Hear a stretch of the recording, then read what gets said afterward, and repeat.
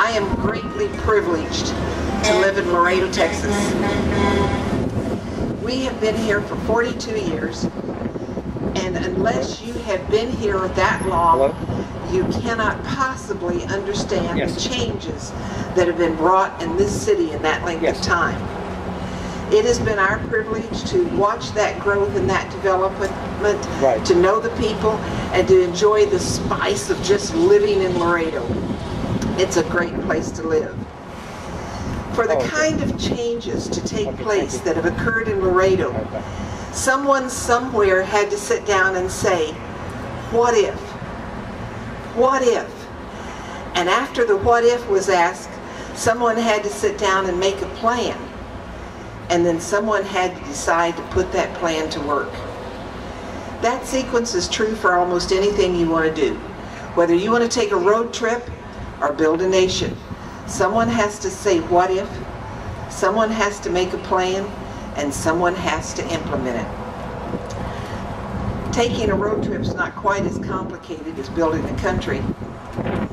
But even on a road trip, a wrong decision, a wrong turn, can land you with consequences you'd rather not deal with. If we're making a run down the highway and all of a sudden we see the sign over there and we're saying, oh, I'm in the wrong lane, I missed the turn, I missed the turn. We're going to have to go down the road a piece and get off and go back. Now, if we see that miss right away, well, we can get back to where we're supposed to be pretty quickly. Just within 3 or 4 blocks, you can be back on track. But if you don't see the sign and you go 200 miles down the road, it gets a good bit more difficult to go back. A lot more difficult. When you make that turn to go back, you're apt to run into traffic. Maybe you hit rush hour. You find that other drivers don't let you into the lane you need to be in. Maybe you run into construction and the construction workers tell you you have to wait to get in the lane where you want to go.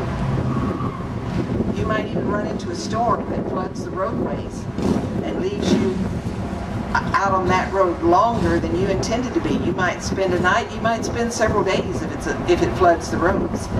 Going back is not always easy. You have to follow the plan to get back. If you've got children in the back seat that are by this time have seen the sign that says Sea World or Water World or whatever, and they're knowing, no, don't go back, go.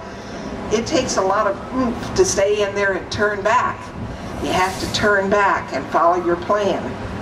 You don't turn back because you want to see the scenery.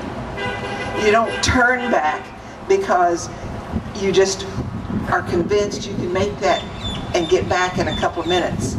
You turn back because it's the right thing to do. You turn back because that's what you have to do to get where you want to go. Getting where we want to go requires a lot of commitment and a lot of stick-to-itiveness.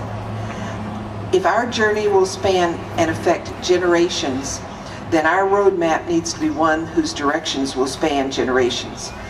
We need a roadmap that will not change with the wind or with a single leader. We have a roadmap in the Word of God that tells us basics